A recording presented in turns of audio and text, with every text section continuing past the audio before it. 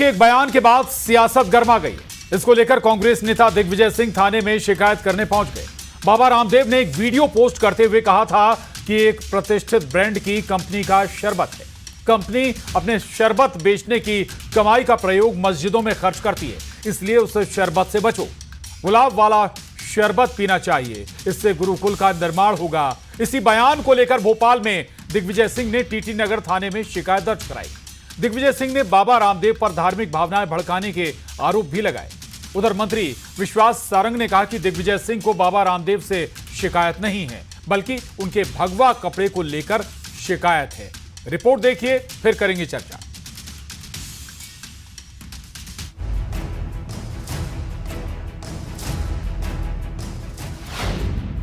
बाबा रामदेव का ज्ञान, शरबत पर दो ध्यान।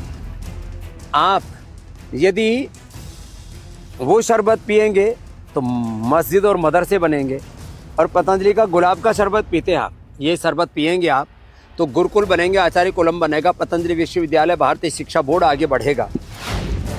रामदेव का नया राग, नफरत की लगाई आग। ये शरबत जिहाद भी, जैसे लव जिहाद, वोट जिहाद चल रहा है ना, ऐसे शरबत जिहाद भी चल रहा है। तो लो, आपको इस शरबत जिहाद से बचाना है। उसके खिलाफ एफआईआर दर्ज होना चाहिए। मैं एक हफ्ते का इंतजार करूंगा। अगर एफआईआर दर्ज नहीं होती है तो मैं अदालत में जाके शरण लूंगा। बाबा का शरबत, शुरू हुई सियासत। दिग्गी मियां रामदेव बाबा की बुराई कर रहे हैं, पर जाकिर नायक के मंच पर जाकर उनका महिमा मंडन कर रहे हैं। वो जाकिर नायक जो इस्लामिक आतंकवादी है। बाबा रामदेव के एक बयान के बाद सियासत गर्मा गई है। इसको लेकर कांग्रेस नेता दिग्विजय सिंह थाने में शिकायत करने पहुंचे। उधर मंत्री विश्वास सारंग ने कहा कि दिग्विजय सिंह को बाबा रामदेव से शिकायत नहीं है, बल्कि उनके भगवा कपड़े को लेकर शिकायत है। अब सवाल यह आता है कि शरबत के नाम पर क्यों नफरती राग। आज इसी पर करेंगे महा डिबेट में चर्चा। तो बाबा रामदेव के बयान पर एक नया राग छिड़ गया है। इसे धार्मिक भावनाएं भड़काने का आरोप लगाया गया है इस पर। लेकिन सवाल यह आता है कि क्यों इस तरह के बयान? क्या खुद के उत्पाद बेचने के लिए कुछ भी करेंगे बाबा? सालों से शरबत बाजार में मिल रहा है, लोग पी भी रहे हैं, और अब उसे पैसे से आखिर क्या बन रहा है, क्या हो रहा है, इसके पीछे जानने का क्या मतलब? आज इसी पर करेंगे चर्चा, लेकिन पहले सवालों पर नजर। और हमारे आज के बड़े सवाल हैं, तेरा शरबत मेरा शरबत की लड़ाई क्यों आखिर? दूसरा सवाल है, क्या प्रचार के लिए कुछ भी बोला जाएगा अपना ब्रांड बेचने के लिए? और तीसरा सवाल है, ब्रांड से दिक्कत या फिर कंपनी की कमाई से? ये अहम सवाल है। सबसे पहले अपने खास मेहमानों से आपको मिला देते हैं। हमारे साथ सुमेश परसाई जी हैं, धर्माचार्य, स्वागत आपका। तौकीर निजामी साहब, मुस्लिम स्कॉलर, बहुत स्वागत। अजीत भदौरिया जी, प्रवक्ता कांग्रेस, आपका स्वागत। ब्रजगोपाल लोया जी, बीजेपी प्रवक्ता, आपका भी बहुत स्वागत है। और राजनीतिक विश्लेषक संजीव तरनाज जी हमारे साथ इस चर्चा में हैं। लेकिन बता दें आपको कि बाबा रामदेव का जो बयान है उसको लेकर बहुत सारे सवाल उठाए जा रहे हैं।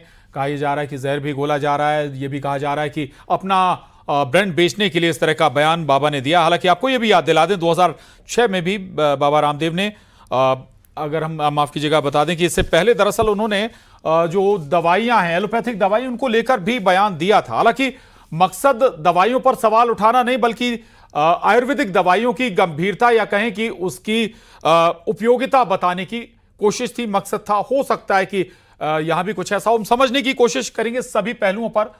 सबसे पहले तौकीर निजामी साहब, सवाल मेरा आपसे है, बाबा रामदेव ने बयान दिया, ठीक है, एक शरबत का उन्होंने जिक्र किया, यह भी कह दिया कि भाई उससे मस्जिदें बनती हैं, मदरसे बनते हैं, और भी बहुत कुछ कहा। अगर इनका शरबत खरीदेंगे तो गुरुकुलम बनेंगे, धर्मा, और भी बहुत सारी चीजें कही। लेकिन सवाल मेरा यह है कि क्या उन्होंने किसी कंपनी का नाम ले लिया? क्या कोई ब्रांड का नाम ले लिया? क्या फिर इतनी हाय तौबा क्यों? देखिए प्रशांत जी, बहुत शुक्रिया। एक्चुअली इनको बाबा कहना मुझे लगता है कहीं ना कहीं महात्मा, ऋषि, मुनु, महापुरुषों का अपमान है। ये व्यापारी है, बिजनेसमैन है, और ये व्यापारी बिजनेसमैन को बाबा कहना कहीं तक ठीक नहीं, उचित नहीं है। मैं तो ये कहना चाहता हूँ कि 1906 से रूह अफ़ज़ा का मामला चला रहा 200 साल पहले जी का मामला है। और मुझे लगता है कहीं ना कहीं बाबा आपका प्रोडक्ट जो है ना रामदेव जी बिकता हुआ नजर नहीं आ रहा है, तो इसलिए आप इस तरह की ओछी हरकतों पर उतारू हो गए हो। आपको ये बताना पड़ेगा कि सबसे पहले आपने जो आपका जो प्रोडक्ट है आप अपने हिसाब से बेचिए, ज्ञान दीजिए, सब करिए, लेकिन आज देखिए ना प्रशांत जी कि कैसा विडंबना है, देश की हालात कैसे हो गए हैं। अगर बिना हमारे यानी मुस्लिम समाज के बिना आजकल कुछ भी बिकता नहीं, वोट भी नहीं मिलते, आजकल कुछ भी नहीं होता, तो आजकल मुस्लिम समाज ही सबसे बड़ा प्रोडक्ट बना हुआ है। आज मुस्लिम समाज को ही बेचने की कोशिश की जाती है, हर जगह लाते हैं। तो बाबा आप कौन से कलर का बना रहे हो भाई? आप क्या भगवा कलर का बना रहे हो? कौन से कलर का बना रहे हो? वो शरबत क्या हरे कलर का है जो इतने वर्षों से 2 साल से चलता चला आ रहा? मैं तो कहता हूं ऐसे आदमी रामदेव को जेल के पीछे होना चाहिए। और मैं पूछता हूं कि बाबा वो सलवार जो पहनकर आप भागे थे रामलीला मैदान दिल्ली से, तो वो क्या सलवार जिहाद था? वो दुपट्टा जिहाद था? तौकीर क्या था साहब, वो? मेरा सवाल वही है आपको तौकीर साहब, 26 किसी ब्रांड का नाम नहीं लिया उन्होंने, किसी कंपनी का नाम नहीं लिया उन्होंने, फिर आप उन्हें जेल भेज रहे हैं भाई? अपना सामान बेचने के लिए बहुत कुछ कहेंगे ना आप, एक एड में आप बहुत कुछ कहते हैं अपना सामान बेचने के लिए, ठीक है आपने व्यापारी कह दिया, ठीक बात है, कोई दिक्कत नहीं, लेकिन उन्होंने किसी कंपनी का नाम लिया क्या? कोई ब्रांड का नाम लिया क्या? देखिए प्रशांत जी, मैं भी तो वही कह रहा हूं, मैं भी तो वही कह रहा हूं कि उनका इशारा जहां तक था, चूंकि किससे मस्जिदें बनेगी, किससे मदरसे बनेंगे, किससे क्या होगा, ऐसा उन्होंने जो उनका इशारा था वो उसी टाइप का इशारा था। लेकिन हम तो वही कह रहे हैं कि रामदेव जी हम आपसे पूछना चाहते हैं, ठीक है, तो सबसे पहले गुरुकुल जिसकी आप बात कर रहे हो कि आपका शरबत बिकेगा तो गुरुकुल बनेंगे, अरे गुरुकुल का इतिहास भी तो आपको बाबा बताना पड़ेगा कि वो 15% के लोगों के लिए गुरुकुल का था जहां शिक्षा का उनको अधिकार है, 85% के लोगों का उस गुरुकुल में भी जाने का अधिकार नहीं। तो तुम्हारा शरबत खरीदने के बाद ये 85%, ठीक है, मैं लौटूंगा आपके पास। सुमेश परसाई जी, आपको ये भी धर्माचार्य हमारे साथ। सुमेश परसाई जी, पूरी बात आप सुन रहे हैं, लेकिन मैं इस पूरे मसले पर यह कहूंगा सुमेश परसाई जी कि वाकई बाबा रामदेव चीजें लेकर आए हैं तो बल्कि उन्हें तो नाम ले लेना चाहिए था कि ऐसी कौन सी कंपनियां हैं, ताकि जांच भी हो जाती। अगर इसमें वाकई कुछ होता और कुछ सबूत हैं तो वो भी पेश कर देते कि अगर ऐसी कंपनियां जो मार्केट में बड़े पैमाने पर मौजूद हैं और अगर उनका पैसा कहीं गलत जगह लग रहा है तो जांच हो जानी चाहिए। सुमेश परसाई जी। जी जी, धन्यवाद भाई साहब। देखिए ऐसा है कि इस विषय पर मैं स्पष्ट अपना मत रखना चाहता हूं। पहली बात तो जो धर्मानुलंबी लोग हैं, सज्जन हैं, महानुभाव हैं, उनको अपनी अपनी लाइन पे ही बात करना चाहिए जी। तो विषय यह है कि रहा श्री रामदेव बाबा का, तो रामदेव बाबा जो है अपने प्रोडक्ट का जो है वो व्यापारीकरण कर रहे हैं, वो बेचना चाहते हैं। अब रहा सवाल, अब चूंकि भगवा पहनते हैं तो भगवा तो हिंदू धर्म की सनातन धर्म की देन है, और जैसा भी राजा साहब ने कहा कि 15% लोगों को ये अनुमति देता है, ऐसा नहीं है। हमारा जो समाज जो है हर वर्ग को, हर जगह, हर व्यक्ति को काम दे करके रखा है। किसको कहाँ क्या काम देना ये हम पर निर्भर करती बातें। आज जो जिस तरह के विवादित मुद्दे चल रहे हैं, इन विवादित मुद्दों में संवाद खत्म होकर के विवाद की नई रेखाएं चली रही। अब अपनी अपनी अलग अलग समाजें होती, अलग अलग धाराएं रहती। अब पहले अलग अलग समाज में अलग लोग काम किया करते थे, तो अपने अपने समाज में इनको देखना चाहिए। आप अपने समाज, आप इस विवाद पर क्या लाइन रखते हैं? स्पष्ट लाइन क्या है आपकी सुमेश जी? हम स्पष्ट हमारी जो है कि रामदेव बाबा कह रहे हैं कि हम यदि ये शरबत को बेचेंगे तो सनातन धर्म काम करेगा, और ये अपना काम करेंगे तो ये बनाएंगे। तो ये अपनी अपनी लाइन है, उसको चाहे तो विवाद में ले लें या दूसरे रूप में ले लें। ये अपने अपने विषय, अपने अपने तरीका है, अपने अपने सोचने का तरीका है, तो सोचने पर निर्भर करती हैं सब बातें। अब रहा सवाल कि शरबत और ये वाली बातें, तो मैं आदरणीय तौरीफ साहब से कहना चाहूंगा कि अपने अपने धर्म पर चिंतन करना चाहिए, आपको अपने हमारे उसमें करना चाहिए। आपको इस 15% में नहीं बोलना चाहिए कि 15% को, लेकिन सवाल दूसरे पर सवाल उठाने का अधिकार भी तो नहीं है नदियां जी। एक दूसरे पर सवाल भी तो नहीं उठाना चाहिए ना सुमेश परसाई जी। तो अब जी हाँ, नहीं उठाना चाहिए, अपनी लाइन जी। ही बड़ा करना आ रहा हूं। चाहिए, तौकीर अपनी साहब आ बड़ी रहा हूं। लाइन ही खींचना जी। चाहिए। जी ठीक जी। तौकीर तो साहब मूल कुछ कहना रूप से हम चाहते हैं। ये इस जी विवाद का एक ही है। जी बोलिए साहब। आदरणीय मैं बड़ा सम्मान करता हूं जी। धर्माधीश जी, आपने जो शब्दों का उपयोग किया है मैं सम्मान करता हूं आपका। ये होते हैं महात्मा, ये होते हैं बाबा। ऐसे लोगों को अगर कहा जाए तो यही महापुरुष हैं, यही लोग अच्छे हैं। देखिए ना क्या शालीनता के साथ बात कर रहे हैं। ये बिजनेसमैन नहीं है, ये धर्म का प्रचार कर रहे हैं। इनको अपने धर्म का प्रचार करना चाहिए। लेकिन ये कथाकथित जी। जो सलवार पहन के भागने वाले लोग हैं वो क्यों नहीं बताते वो क्या सलवार जिहाद था? उसके बारे में भी तो इनको बताना पड़ेगा। ये बार बार इस तरह की अभद्र टिप्पणियां क्यों ले रहे हैं? चलिए ठीक है। आ रहा हूं ब्रज गोपाल जी, आपके पास भी आ रहा हूं। अजीत भदौरिया जी, दिग्विजय सिंह साहब इस मामले में रिपोर्ट करने पहुंच गए। इससे पहले और भी बहुत सारे बयान देते रहे बाबा रामदेव। उन मुद्दों पर कभी दिग्विजय सिंह साहब ने इतना संज्ञान नहीं लिया। और एक बात और कहते हैं, मंत्री हैं मध्य प्रदेश सरकार में, वो कहते हैं कि भाई भगवा कपड़ों से दिक्कत है, बाबा रामदेव से दिक्कत नहीं है दिग्विजय सिंह साहब को।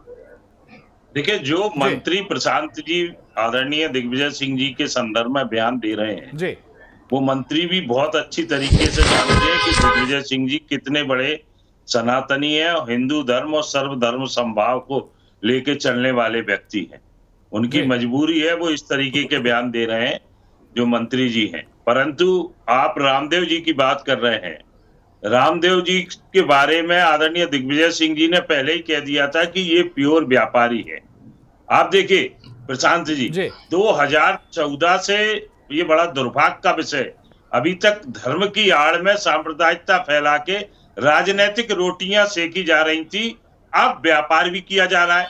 यही रामदेव जी हैं। इन्हीं रामदेव जी ने जब अपना व्यापार चालू किया था तो स्वदेशी का नाम दिया था कि भाई स्वदेशी लाए, हम स्वदेशी देश के प्रोडक्ट है, उनसे करोड़ों कमा के 4-4 करोड़ की विदेशी गाड़ियों में घूम रहे हैं रामदेव जी। भैया आप स्वदेशी गाड़ी में क्यों नहीं घूम रहे? आप मुझे बताइए प्रशांत जी, ये रामदेव जी कल के दिन अगर चाय बेचने लगेंगे, आज इनको रुआवजा से दिक्कत है, कल के दिन ये चाय बेचने लगेंगे तो बाहताज से भी दिक्कत हो जाएगी। मैं बाबा रामदेव की तरफदारी नहीं करूंगा, लेकिन आज भी एक कपड़ा शरीर पर होता है अजीत भदौरिया जी। वो कपड़ा सिर्फ दिखावा है। कितने की गाड़ी से उतरते हैं? 4 करोड़ की रेंज रोवर से चलते हैं, लैंड क्रूजर से चलते हैं। आदरणीय प्रशांत जी, आपके संज्ञान में ला दूंगा, आप लोगों के माध्यम से ही फुटेज हमने देखे हैं। परंतु ये चीजें आदरणीय प्रशांत जी, ये चीजें हमारे देश और प्रदेश के लिए बहुत घातक है, हमारे समाज के लिए घातक है। उसका परिणाम अगर हम मध्य प्रदेश के संदर्भ की बात करें प्रशांत जी, जैन मुनियों पर जो मंदिर में रुके थे, उन बेचारे जैन मुनियों पर हमला हुआ। ये क्या है? ये सांप्रदायिक धर्मांधता तो फैली हुई है इस देश में। चाहे वो दलित हो, कल मुरैना में बाबा साहब अंबेडकर के रैली निकाली जा रही थी, वहां पर गोली मार के हत्या कर दी जा रही। ये क्या है? मऊ हो, छतरपुर हो, दलित दूल्हे को आज घोड़ी नसीब नहीं है, आदिवासी भाई बहनों के ऊपर अत्याचार हो रहा है। ये सिर्फ और सिर्फ नफरत फैलाकर अपनी राजनीतिक और स्वार्थ की रोटियां सेकने का काम भारतीय जनता पार्टी और उससे जुड़े हुए लोग कर रहे हैं। मैं लौट रहा हूं आपके पास। जहां हिंदू मुस्लिम आ जाता है वहां आपको सूट करता है। दिग्विजय सिंह साहब कह रहे हैं 1 हफ्ते इंतजार करेंगे एक्शन के लिए। देखिए प्रशांत जी, सबसे पहले तो मैं ये कहूं कि किसी को भी अपना प्रोडक्ट बेचने के लिए, उसकी ब्रांडिंग करने के लिए धर्म की चर्चा नहीं करनी चाहिए। चाहे वो स्वामी रामदेव करें या दूसरे कोई भी निर्माता करें, बड़ी जिम्मेवारी से कहता हूँ। दूसरी बात है, आजकल ये उड़ता तीर पकड़ने की बड़ी आदत पड़ गई है लोगों को। रामदेव जी ने किसी का नाम नहीं लिया, किसी का नाम नहीं लिया, मगर लोगों ने समझ लिया कि किसके विषय में बात हो रही है। और दिग्विजय सिंह जी का जहां तक प्रश्न है कि उन्होंने बाबा जी की ब्रांडिंग पर तो प्रश्न उठा दिया। और देखिए, मैंने पहले कहा मैं समर्थन नहीं कर रहा हूं, मगर देखिएगा आप, क्या दिग्विजय सिंह जी में ये साहस है या इन सभी राजनीतिक दलों में ये साहस है? तौकीर निजामी साहब अभी बात कर रहे थे, हलाल सर्टिफिकेट क्या है? फिर स्पेसिफाइड एक कम्युनिटी को ही बेचने का मामला है ना ये हलाल सर्टिफिकेट। और एक बात और बड़ी जिम्मेवारी से कहता हूं कि क्यों इस तरह के आरोप लगते हैं, क्योंकि ये हलाल का सर्टिफिकेट देने वाला जमीयत उलेमा ए हिंद हलाल ट्रस्ट जो है, वो ट्रस्ट 2008 के अहमदाबाद सीरियल ब्लास्ट का केस लड़ रहा है, वही ट्रस्ट 2006 के वाराणसी सीरियल ब्लास्ट का केस लड़ रहा है, 2010 के पुणे जर्मन बेकरी का केस लड़ रहा है। 1 मिनट, तो आप समझिए ना कि हलाल सर्टिफिकेशन के माध्यम से पैसा जा रहा है। और एक बात और है, तौकीर निजामी साहब यहाँ बैठे हैं, हलाल का मतलब क्या होता है? जब एक कंपनी ये कह देती है कि हमारी कंपनी में गैर मुस्लिम कर्मचारी नहीं हो सकता। आप यहाँ ग्राहकों की तो बात छोड़िए, उत्पादन में ये शर्त जुड़ी है कि वहाँ गैर मुस्लिम कर्मचारी नहीं होगा। अजीत भदौरिया जी, पहले रिएक्शन फिर तौकीर निजामी के पास जाऊंगा। तौकीर निजामी जी, पूरी बात आपने सुन ली होगी। अजीत भदौरिया जी, देखिए लोग चर्चा कर रहे हैं, बताइए ना अब आप। सम्मानीय प्रवक्ता है हमारे। मैं आ रहा हूँ निजामी साहब, आ रहा हूँ। एक छोटा रिएक्शन पहले अजीत भदौरिया जी का। निजामी साहब आ रहा हूँ मैंने आपसे कहा निजामी साहब आ रहा हूँ धर्म के आधार पर बांटने में मैं फिर से कह रहा हूँ, अजीत भदौरिया जी, बेचना अजीत भदौरिया जी, शिकायत की दिग्विजय सिंह साहब ने, लेकिन किसी कंपनी का नाम बाबा रामदेव ने नहीं लिया। बाबा रामदेव ने किसी ब्रांड का नाम नहीं लिया, फिर भी आपने अपनी तरफ से मान लिया। नहीं, मान क्या लिया जी शांत जी, हमने तो अभी सुना ना, आपके चैनल पे ही सुना कि मंदिर बनेंगे, हमारे प्रोडक्ट खरीदोगे गुरुकुल बनेंगे, मंदिर बनेंगे, दूसरे प्रोडक्ट खरीदोगे तो मदरसे बनेंगे। तो ये मैंने आपसे कहा ना, ये क्या है? ये नाम लेने से ज्यादा खतरनाक है, मगर क्या इसका जवाब आपके पास है? नाम लेने से ज्यादा खतरनाक स्थिति है। नाम लेने से तो ज्यादा खतरनाक नहीं होती। पैसे ले रहा है उससे आतंकवादी आज कई विज्ञापनों में आप देखते हैं, ये बताइए, दूसरे प्रोडक्ट को नीचा दिखाने के लिए कई बार नाम ले दिया जाता है। चल ठीक है, तौकीर निजामी साहब, तौकीर निजामी साहब एंगल दूसरा मोड़ दिया था ब्रजगोपाल लोया जी ने। दिग्विजय सिंह वहां फंस गए थे, तौकीर निजामी साहब उन्होंने आरोप लगा दिया था अमित शाह जी पर, और अमित शाह जी पर वो आरोप लगाया जब अमित शाह जी गृह मंत्री नहीं थे। तो देखिए, ये जल्दी में फिर संजीव जी के पास जाऊंगा, काफी देर से इंतजार कर रहे हैं। बड़ा आदर सम्मान करता हूँ, पहले बात को सुन लीजिए। आप फिर उड़ता हुआ तीर ले रहे हो, फिर कोशिश कर रहे हो हलाल। हम तो कह रहे पूरे भारत में जितने बड़े बड़े होटल है, रेस्टोरेंट है, वहाँ सारे हिंदू समाज के हैं, वो सारे जी कटारे जी सारे के सारे हलाल का सर्टिफिकेट रखते हैं वहाँ पर, बताते हैं कि भाई हमारे यहाँ हलाल तरीके से सिस्टम किया जाता है। तो वो सारे हिंदू समाज के भी लोग हों, चाहे मुस्लिम समाज के लोग हों, उनके होटल रेस्टोरेंट जितनी भी चीजें हैं, सब जगह ये सर्टिफिकेट होता है। लोहिया जी का ज्ञान थोड़ा सा और ठीक करिए।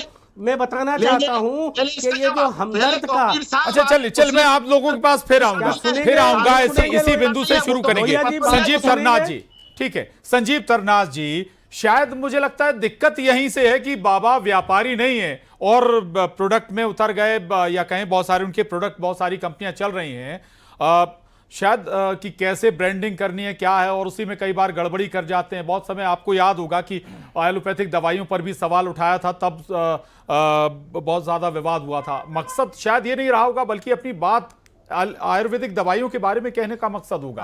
देखिए, मैं इस बात से इत्तेफाक नहीं रखता कि अगर आप अगर हजारों करोड़ की अगर आप एक कंपनी चला रहे हैं, आपके पास डिफरेंट मार्केट सेगमेंटेशंस हैं, अलग अलग प्रोडक्ट्स हैं, तो आपके पास एक पूरी की पूरी टीम होती है जो आपको गाइड करती है कि आपको किस तरीके से चीजों को लेकर के आना है। ये नई बात नहीं है कि जब बाबा रामदेव जी ने कोई ऐसा बयान दिया हो। आप अगर देखेंगे तो कोरोना के टाइम पे कोरोनिल को लेकर के जिस तरीके से बयान दिए गए, उसके बाद एलोपैथी और आयुर्वेद को लेकर के जिस तरीके से बयान दिए गए, उसके बाद अगर आप देखेंगे तो सुप्रीम कोर्ट ने कंटेम्प्ट केस के अंदर बाबा रामदेव जी को बोला था कि आप अखबारों के अंदर जो आप मिसलीड कर रहे हो अपने प्रोडक्ट्स को लेकर के, उससे पूरे देश की जनता से आप माफी मांगेंगे। उसके बाद उन्होंने पूरे देश से माफी मांगी और सुप्रीम कोर्ट से अनकंडीशनल अपॉलॉजी मांगी। तो ये कंट्रोवर्सी जो है ये बहुत पुरानी बात है, ये कोई नई चीज नहीं है।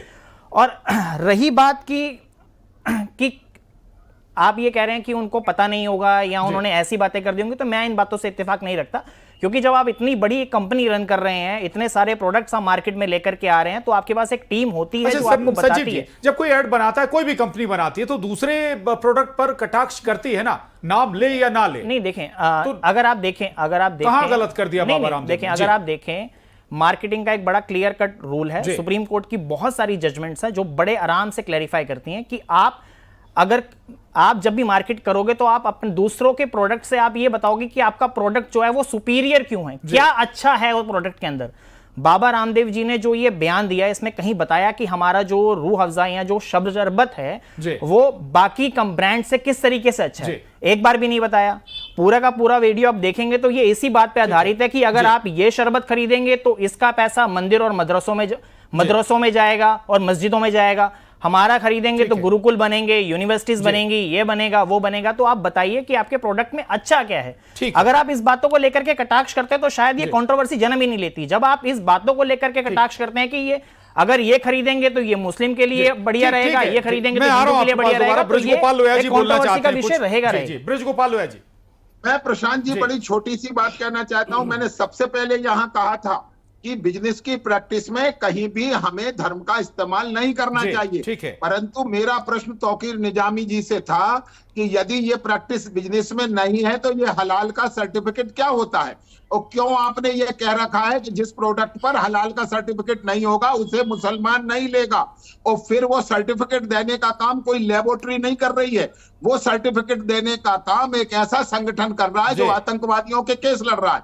दूसरी बात, जो अभी हमारे मित्र कह रहे थे विद्वान कि उन पर जो कोरोनिल का मामला हुआ था अनकंडीशनल माफी का, एक बात और भी बताइए, फिर एमसीआई 5 दिन तक रुक टिकी थी और 5 दिन बाद गायब हो गई थी। तो प्रश्न इस बात का भी है कि जब व्यावसायिक प्रतिद्वंदिता किनमें होती है तो हम केवल एक को टारगेट क्यों करते हैं, शेष को क्यों नहीं करते हैं? क्योंकि 6 महीने बाद, कोविड के 6 महीने बाद ये कहा गया कि जो रेमडेसिविर का इंजेक्शन लगा था वो असरहीन था, बार बार कहा गया, क्या फिर उन पर कार्रवाई हुई? ठीक है, देखिए आयुर्वेद का हमारे यहाँ मंत्रालय बना हुआ है, केंद्रीय मंत्रालय बना हुआ है साहब। आयुर्वेद की दवाई आज से नहीं सदियों से इस्तेमाल हो रहे हैं। हमारे साधु संत ये हमें देखे गए, पूरा अगर कहें तो पद्धति है उपचार की, मैं उस पर नहीं जाऊंगा, लेकिन सवाल आपने कुछ उठाए हैं तौकीर निजामी साहब, एक छोटा जवाब इस पर। देखिए आदरणीय बड़े सम्मानीय है हमारे प्रवक्ता बीजेपी के, लेकिन इनको एक्चुअली क्या सब चीज़ों का ज्ञान रखना चाहिए। वैज्ञानिक तरीके से, डॉक्टरों के तरीके से ये पूरे भारत में, पूरे विश्व में प्रमाणित है कि जो हलाल पद्धति से किया गया मामला होता है वो ज्यादा फायदेमंद होता है। तो हमारे हिंदू समाज के भाई और सारे लोग हमेशा, जितने भी रेस्टोरेंट हैं, थोड़ा सुनिए, धैर्य रखिए, सुनिए, धैर्य रखिए, मैं आपकी बात को सुनूंगा, पहले धैर्य रखिए, पहले आप धैर्य रखिए। तो आपने सवाल उठाया तो उसका जवाब सुन लीजिए। हलाल पद्धति से जितने भी रेस्टोरेंट है सारे हिंदू समाजों के हैं, अरे बूचड़ खाने भी आपके अपने हैं पूरे देश में। लोहिया जी, अगर एक उंगली उठाओगे तो 5-4 आपकी तरफ हो जाती है। आप ये भी सोचने के हलाल और हराम का फर्क समझ लो, लेकिन आप वो नहीं समझोगे। सारे हिंदू समाज के जितने भी रेस्टोरेंट है सब जगह सर्टिफिकेट होता है, वहां पर दिखाया जाता है। हमारे हिंदू समाज, अजीत भदौरिया जी, एक और लाइन ले रहा हूं, सॉफ्ट ड्रिंक के नाम पर ठंडा मतलब टॉयलेट क्लीनर पीते हैं, ये लाइन भी बाबा रामदेव ने कही थी, लेकिन किसी ब्रांड का नाम नहीं लिया। तो सवाल यही है कि जब ब्रांड का आप नाम नहीं ले रहे हैं, चाहे ठंडा चाहे कोल्ड ड्रिंक पर सवाल उठा रहे हो, तो फिर कहां दिक्कत है? देखिए, धर्मांधता की तो बात कर रहे हैं ना प्रशांत जी। अब मैं एक चीज कह रहा हूं, मैं बहुत चिंतनीय हूं व्यक्तिगत रूप से और राजनीतिक दल के स्पोक्स पर्सन होने के नाते भी। इन सब चीजों से हमारे बच्चों का, हमारे परिवार का क्या भला हो रहा है क्या? आप देखिए 2014 से मंदिर, मस्जिद, मुजरा, मंगलसूत्र, इनकी बातें हुई ना। मंगलसूत्र किनके छिने? हमारे आपकी बहन बेटियों के छिन गए। सोना 1 लाख रुपए तोला हो गया है प्रशांत जी, सोना 1 लाख रुपए तोला जी। हमारे परिवार की बहन बेटियों का मंगलसूत्र गायब हो गया उनके गले से। 1 लाख रुपए। सर 40 साल और पीछे जाएंगे तो सर 5,000 रुपए तोला भी था सर, और नीचे जाएंगे तो सर 200 रुपए तोला भी था सोना का। एज उसमें चले जाएंगे ना सर, ठीक है सर, उसमें मत जाइए, सोना 200 रुपए तोला भी कभी था, अब 1 लाख रुपए के आसपास भी पहुंच रहा है। मैं उस पर नहीं जा रहा हूं। सुमेश प्रसाद जी, आखिरी कमेंट आपका इस पूरे मसले पर। भाई, अगर व्यापार करने के लिए अगर धर्म का इस्तेमाल या हो रहा है तो एक तरफ नहीं, दोनों तरफ जो अभी बात ब्रजगोपाल लोया जी भी कहते हुए नजर आए, एक रिएक्शन आपका क्लोजिंग। देखिए, ऐसा है कि पहली बात तो है कि मानसिकता आपकी क्या है, बेचने का तरीका क्या है, इस पर निर्भर करती हैं बातें। आप किस तरह से अपने प्रोडक्ट को बेचते हैं। अब रहा सवाल कि आदरणीय भाई साहब ने कहा था कि बड़ी बड़ी महंगी गाड़ी से बाबा उतरते हैं। तो एक मेरा कहना इसमें यह है कि यदि वो महंगी गाड़ियों से वो उतरते भी हैं, तो यदि धर्मात्मा गाड़ी में बैठेंगे नहीं तो कौन बैठेगा? क्योंकि वह कर्तव्य पद पर कई महात्मा, उनके लिए नहीं कहना चाहता हूं, बड़ी बड़ी गाड़ियों से लोग उतरते भी हैं, तो उनके पास तपस्या रहती है, इस पर आपत्ति नहीं होनी चाहिए। कौन किस वाहन पर बैठ रहा है, कौन किस वाहन से चल रहा है, मकसद क्या है आपका काम, ये बड़ा महत्वपूर्ण है, और तरीका क्या है आपके काम का, ये और भी महत्वपूर्ण है। माफी चाहूंगा, चर्चा यहीं खत्म करेंगे। आप सभी खास मेहमानों का बहुत शुक्रिया, धन्यवाद, और महाडिबेट में आज बस इतना ही।